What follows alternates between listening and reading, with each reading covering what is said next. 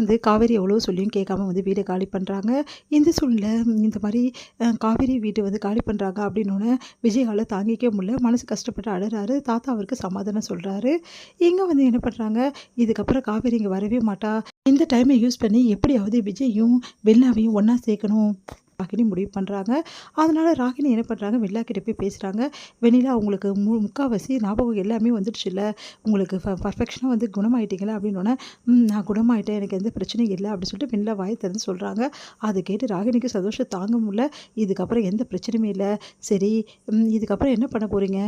விஜய் உங்களுக்கு ஃபுல்லாக குணமானோன்னு வெளியே அனுப்பிச்சிடலான்னு முடிவு பண்ணியிருக்காரு. ஐயோ, அது எப்படி நான் அனுப்ப முடியும்? என் விஜய் கூட தான் நான் இருப்பேன் அப்படின்றாங்க. உங்கள் விஜய் கூட நீங்கள் இருக்கணும்னா முதல்ல விஜய் மனசில் நீங்கள் இடம் பிடிக்கணும். விஜய் மனசில் எப்போவுமே நான் தான் இருக்கேன் அப்படின்றாங்க. நீங்கள் தான் இருக்கீங்களே, இப்போ காவேரி வந்துட்டால, அப்போ காவேரி விஜய் மனசில் இடம் பிடிச்சிருக்கால, அதனால் காவேரியை அவர் மறக்கணும்னா நீங்கள் விஜய் கூட பழையபடி வந்து பழக ஆரம்பிக்கணும். அப்போ தான் முடியும், சரியா அப்படின்னோடனே, சரி நான் அப்படியே செய்கிறேன் அப்படின்னு சொல்லிட்டு வெண்ணாவும் சொல்கிறாங்க. இந்த சூழ்நிலை வெண்ணா என்ன பண்ணுறாங்க, விஜய் கிட்ட போயிட்டு வந்து பேசுகிறாங்க.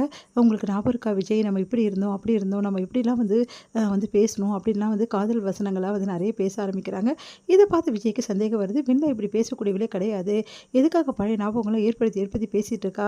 அப்போனா வெண்ணிலாக்கு எல்லா ஞாபகம் வந்துடுச்சு. சரி, ஆனால் யார் வந்து வெண்ணிலாக்கு இப்படி தூண்டி விட்டுருப்பான்னு சொல்லிட்டு யோசிச்சுட்டு, எல்லாம் இந்த ராகினியோடைய வேலையாக தான் இருக்கும் அப்படின்னு சொல்லிட்டு யோசிக்கிறாரு. உடனே ராகினி கிட்ட போய், என்ன வேலை பண்ணிட்டு இருக்க நீ அப்படின்னு சொல்லிட்டு கேட்குறாரு. நான் என்ன பண்ணேன், நான் ஒன்றும் பண்ணலையே, நானும் போனால் போதுன்னு பார்த்தா தேவையில்லாத வேலை பண்ணிட்டு இருக்கேன். வெண்ணிலா கிட்ட எதுக்காக தேவையில்லாத வேலை சொல்லி விட்ற? இங்கே பார், உனக்கு ஒரு விஷயம் சொல்கிறேன். வெண்ணிலாவை தேவையில்லாமல் என்கிட்ட வந்து பேச வைக்கிறதோ இல்லை பழக வைக்கிறதோ, மறுபடியும் வெண்ணிலாவும் நானும் வந்து சேருவோன்னு நினச்சி அப்படியே மாற்றிக்கோ. வெண்ணிலாவும் நானும் சேரத்துக்கு வாய்ப்பே கிடையாது. வெண்ணிலாவை நான் இப்போ க்யூர் பண்ணணும்னு நினச்சேன், க்யூர் பண்ணிட்டேன். இதுக்கப்புறம் வெண்ணிலாக்கு என்ன செய்யணும் நான் யோசிச்சு செய்வேன். தேவையில்லாத இந்த விஷயத்தை தலையிட்டா நான் மனுஷனாகவே இருக்க மாட்டேன், புரியுதா அப்படின்றாரு. அதை கேட்டுட்டு வந்து, இங்கே பாருங்கள் விஜய், உங்கள் நல்லதுக்கு தான் நான் சொல்கிறேன். காவேரி இதுக்கப்புறம் வரவே மாட்டா. ஏன்னா காவேரி அவங்க அம்மாவும் அவளை வரணும்னு நினச்சா வரவிட மாட்டாங்க. அவள் கதை முடிஞ்சது தான். நீங்கள் நினச்ச மாதிரி அவளையும் அமுச்சிட்டிங்க கரெக்டாக அக்ரிமெண்ட் போட்டு. இப்போ பிரச்சனையே கிடையாது. சட்ட சிக்கல் கூட எதுவுமே வராது. ஏன்னா நீங்கள் அக்ரிமெண்ட் போட்டு தான் கல்யாணம் பண்ணியிருக்கீங்க. அவளும் எதுவும் வந்து பேச முடியாது. அதனால் நீங்கள் வெண்ணிலாவை கல்யாணம் பண்ணிக்கிறதுக்கு யாரை பற்றி யோசிக்காதீங்க. யாராவது தப்பாக நினைப்பாங்களோ அப்படின்னு சொல்லிட்டு யோசிக்காதீங்க. வெண்ணிலாவை நீங்கள் கல்யாணம் பண்ணி சந்தோஷமாக வாழுங்க. என்ன நினச்சிட்டு இருக்க மனசில், என்ன எப்போ பார்த்தாலும் இதே சொல்லிட்டு இருக்க? இங்கே பார், காவேரி ஒரு இடத்துக்கு யாருமே வர முடியாது. காவேரி மட்டும்தான் என் பொண்டாட்டி, புரியுதா? தேவையில்லாத விஷயம்லாம் தலையிட்ட அப்புறம் நல்லா இருக்காது. இப்போவே நீ கிளம்ப வேண்டியது இருக்கும். பொட்டி படிக்கையை தூக்கிட்டு இந்த வீட்டை விட்டு போகணும்னு முடிவு பண்ணினா இந்த மாதிரிலாம் பேசிட்டு, இல்லைன்னா இங்கேயே இருக்கணும்னா ஒழுங்காக இருக்க வழியை பாரு. அப்படி நீ ஒழுங்காக இல்லைனா அடுத்த நிமிஷமே இந்த வீட்டை விட்டு நீ போக வேண்டியது இருக்கும் அப்படின்னு சொல்லிட்டு போகிறாரு. அதை கேட்டுட்டு வந்து, என்னையை வீட்டை விட்டு வெளியே அனுப்புவியா?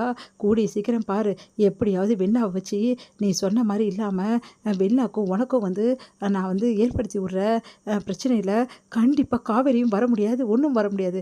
காவேரி நீ சேரவே முடியாது காவேரி கூட அப்படின்னு சொல்லிட்டு அப்படியே டென்ஷன் ஆகிறாங்க ராகினி. இங்கே வந்து வெண்ணிலா வந்து இது எல்லாத்தையுமே கேட்டுட்ருக்காங்க, அதிர்ச்சி அடைகிறாங்க.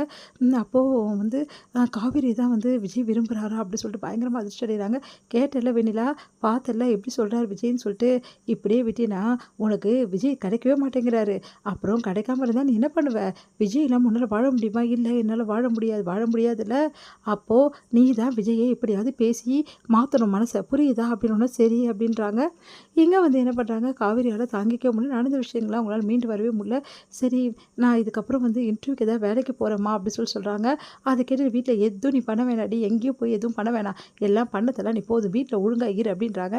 இல்லைம்மா ப்ளீஸ்மா, நான் எதுக்கு சும்மா இருக்கணும், நான் வேலைக்கு போகிறேன் அப்படின்னு சொல்லிட்டு அடம் பிடிக்கிறாங்க காவேரி.